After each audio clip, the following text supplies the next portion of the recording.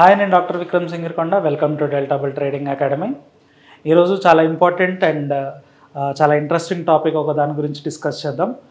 ఏంటంటే ఇంట్రాడేలో, అది కూడా ఎక్స్పైరీ డే రోజు ఆప్షన్ చైన్లో ఉన్న 60 to 70% of the strikes zero అవుతాయి అనే విషయం స్టాటిస్టికల్గా అందరికీ తెలిసిన విషయం.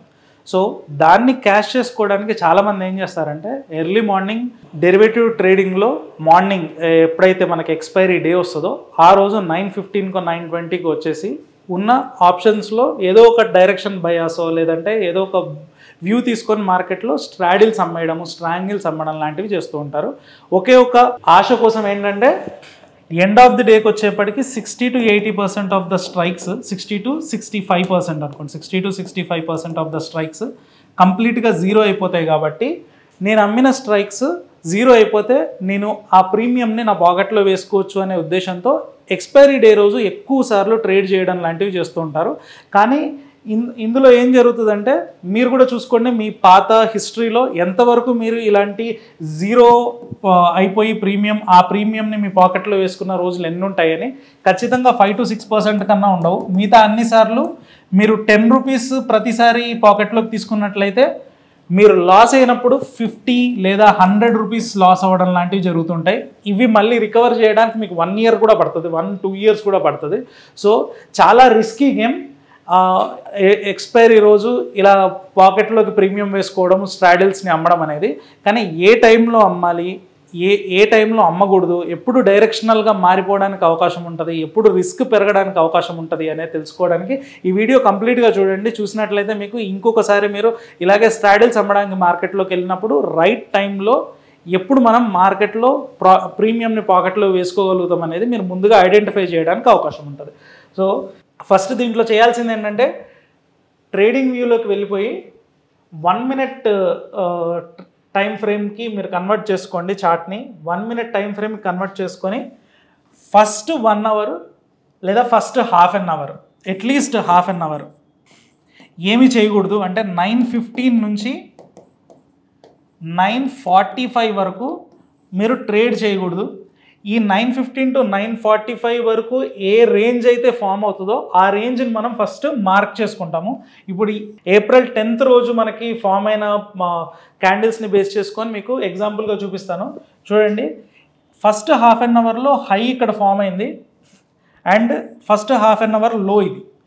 సో ఈ రెండు ఫస్ట్ హాఫ్ అన్ అవర్ వరకు మనం ఏం చేయకుండా మార్క్ చేసుకున్న తర్వాత మనం ఏం చేస్తామంటే ఈ ఫస్ట్ 15 minutes ఎప్పుడైనా దీంట్లో లాజిక్ ఏంటంటే ప్రీవియస్ డే న్యూస్ అండ్ ఆ రోజు ఉన్నటువంటి బయాస్ అనేది ఫస్ట్ 15 minutesలోనే ఇమ్మెచ్యూర్ ట్రేడర్స్ చాలా ఎంతూజియాజంతో మార్కెట్లో మూమెంట్ మిస్ అయిపోతామో అనే ఉద్దేశంతో ఎంటర్ అవుతారు. కాబట్టి హయ్యెస్ట్ ఫ్లక్చువేషన్స్ అనేవి first half an hour and last half an hour రావడానికి అవకాశం ఉంటుంది.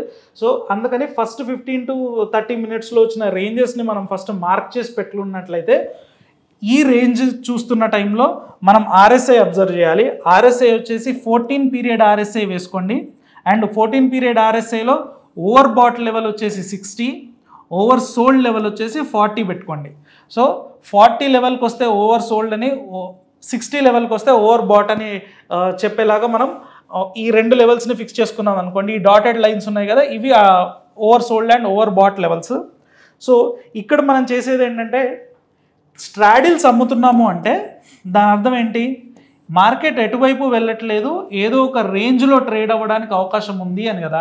స్ట్రాడిల్స్ కానీ స్ట్రాంగిల్స్ కానీ అమ్ముతున్నాము అంటే సో మార్కెట్ ఒక రేంజ్లో ఉంది అనుకోవాలి అంటే ఫస్ట్ మనం first half an hour range కానీ ఫస్ట్ 1 hour రేంజ్ని కానీ మనం ఫిక్స్ చేసుకొని ఈ మార్కెట్ ఈ రేంజ్లో ట్రేడ్ అవుతున్నప్పుడు మాత్రమే మనం స్ట్రాడిల్స్ కానీ స్ట్రాంగిల్స్ కానీ అమ్మాలి. కానీ ఇప్పుడు నాకు ఎలా తెలుస్తుంది ఈ పాయింట్కి వచ్చిన తర్వాత ఇది కిందికి స్లిప్ అవుతుందా, నెక్స్ట్ 1 hour కూడా ఈ రేంజ్లోనే ట్రేడ్ అవుతుందా అనేది ఎలా తెలుస్తుంది అంటే RSIని బేస్ చేసుకొని తెలుస్తుంది. మనం ఇందాక చెప్పుకున్నాం కదా 60 అనేది ఓవర్ బాట్ లెవెల్ కింద పెట్టుకోమని. ఈ 60 ఓవర్ బాట్ అనేది మనకు టెక్నికల్ ఇండికేటర్లో చెప్పే హెడ్డింగ్ కాబట్టి అలా చెప్పాను. కానీ మనం దీన్ని ఎలా చూడాలి అంటే ఎప్పుడైనా సరే RSI above 60 ఉంది అంటే బుల్లిష్ మూమెంటంలో ఉన్నట్టు, బిలో 40 ఉందంటే బేరిష్ మూమెంటంలో ఉన్నట్టు, కానీ డైరెక్షనల్ మూమెంట్ ఉన్నట్టు.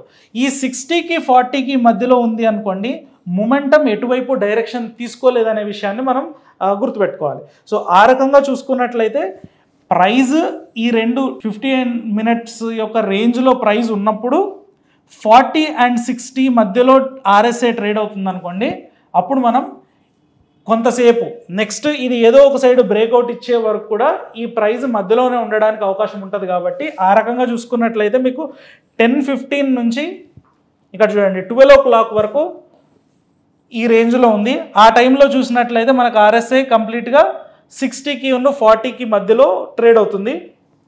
ఒకవేళ ఇక్కడ చూడండి 11:30 టైంలో మనకి ఆర్ఎస్ఐ 60 అబోవ్ బ్రేక్ అయింది, కానీ ప్రైస్ ఇంకా డే రేంజ్ అని బ్రేక్ చేయలేదు. సో ఎప్పుడు మనం దీంట్లో నుంచి ఎగ్జిట్ అవ్వచ్చు అంటే, ఒకటి ఆర్ఎస్ఐ మనం చెప్పుకున్న రేంజ్ కన్నా కిందికి డైరెక్షనల్ బయాస్ చూపించినప్పుడు, అండ్ అదే టైంలో ప్రైస్ కూడా కిందకి మూవ్ అయింది. చూడండి ఫస్ట్ హాఫ్ అన్ అవర్లో ఉన్న రేంజ్ని ఇక్కడ 12:30కి బ్రేక్ చేసింది, అదే టైంకి ఆర్ఎస్ఐ కూడా 40 బిలోకి డిప్ అయింది. సో ఇప్పటి వరకు మనం అండ్ 9:30 నుంచి 12:30 వరకు మనం స్ట్రాడిల్స్ అండ్ స్ట్రాంగిల్స్లో ఉండొచ్చు. కానీ వన్స్ ఒకసారి ఈ సినారియో జరిగిన తర్వాత మీరు ఇంకా స్ట్రాడిల్స్లో ఉన్నారంటే ఎండ్ ఆఫ్ ది డేకి కంప్లీట్ క్యాపిటల్ వైప్ అవుట్ అయిపోవడానికి అవకాశం ఉంది. చూడండి ఈ తర్వాత ఎక్కడ కూడా మళ్ళీ ఈ రేంజ్లోకి రాలేదు, అండ్ డైరెక్షనల్ బయాస్ కంటిన్యూస్గా కిందికి రావడం అయితే మనం గమనించవచ్చు. సో ఇలాంటిదే మీరు ఏ డే చూసుకున్నా అలాగే ఉంటుంది. ప్రీవియస్ డేకి వెళ్ళి చూద్దాం. ఇది 10th రోజు కదా, 9th డే ఏం జరిగిందనేది చూద్దాం. ఇది చూడండి 9th రోజు 10:15కి చూసుకున్నట్లయితే 9th రోజు ఇది ఫస్ట్ 15 minute రేంజ్ని మనం ప్లాట్ చేసుకున్నాము. ఈ ప్లాట్ చేసుకున్న రేంజ్లో ప్రైస్ ట్రేడ్ అవుతున్నప్పుడు 60 and 40 ఆర్ఎస్ఐ మధ్యలో ఇది రన్ అవుతుంది. సో 10:15 నుంచి కంటిన్యూస్గా చూడండి 12:30 ఎక్కడి వరకు వచ్చింది మనకి 1 o'clock వరకు. 1 o'clock వరకు కంటిన్యూస్గా కన్సల్టేషన్ ఉంది. అంటే 10:15 నుంచి 1 o'clock వరకు మీరు స్ట్రాడిల్ చేసినట్లయితే కనీసం 2 to 3% ఆఫ్ రిటర్న్ అయితే కన్ఫర్మ్గా మీ పాకెట్లో వేసుకోవడానికి అవకాశం ఉంటుంది. ఎప్పుడైతే ఈ రేంజ్ బ్రేక్అవుట్ జరిగిందో అప్పుడు కింద చూడండి ఆర్ఎస్ఐ కూడా 60 పైకి బ్రేక్అవుట్ అయింది, కాబట్టి ఇది మీ స్టాప్ లాస్. ఈ స్ట్రాడిల్స్కి మీరు స్టాప్ లాస్ ఇక్కడ పెట్టుకున్నట్లయితే 2 to 3% ఇంట్రాడేలో మీరు పాకెట్లో వేసుకోవడానికి అవకాశం ఉంటుంది. సో ఆప్షన్ బయింగ్ చేస్తే 60% 70% డైరెక్షనల్ మూవ్స్లో పార్టిసిపేట్ చేయొచ్చు కదా. ఇంత ఖర్చు పెట్టుకొని ఇంత అనాలిసిస్ చేసుకొని 2% కోసమే పార్టిసిపేట్ చేయాలా అంటే మార్కెట్ ఎప్పుడు కూడా కంటిన్యూస్గా డైరెక్షనల్ మూమెంట్స్ ఇవ్వదు. 70 to 75% of the time market ఎప్పుడు కూడా కన్సాలిడేట్ అవుతూనే ఉంటుంది, ఒక డైరెక్షన్ని తీసుకోదు. కాబట్టి స్ట్రాడిల్స్ అండ్ స్ట్రాంగిల్స్ అనేవి కంటిన్యూస్గా మనం కన్సిస్టెంట్గా 2% 3% చేసిన ప్రతిసారి పాకెట్లోకి తీసుకున్నామంటే ఇది కూడా ఓవరాల్గా ఇయర్లోకి చూసుకున్నట్లయితే 20 to 30% మనకి రిటర్న్ ఆన్ ఇన్వెస్ట్మెంట్ రావడానికి అవకాశం ఉంటుంది. కాబట్టి దీన్ని ఓవర్లుక్ చేయకుండా స్ట్రాడిల్స్ ఎప్పుడైనా మార్కెట్లో కన్సాలిడేషన్ అవుతుంది అనే విషయాన్ని ఈ స్ట్రాటజీని బేస్ చేసుకొని మనం గుర్తించి ట్రేడ్ చేసినట్లయితే వీటిలో కూడా స్ట్రాడిల్స్ స్ట్రాంగిల్స్ వేసి కూడా మనం కన్సిస్టెంట్గా మార్కెట్లో ప్రాఫిట్స్ తీసుకోవడానికి అవకాశం ఉంటుంది. సో ఇలాంటి ఇంట్రెస్టింగ్ మార్కెట్ స్ట్రాటజీస్తో మళ్ళీ నెక్స్ట్ వీడియోలో కలుసుకుందాం. అంతవరకు థ్యాంక్ యూ.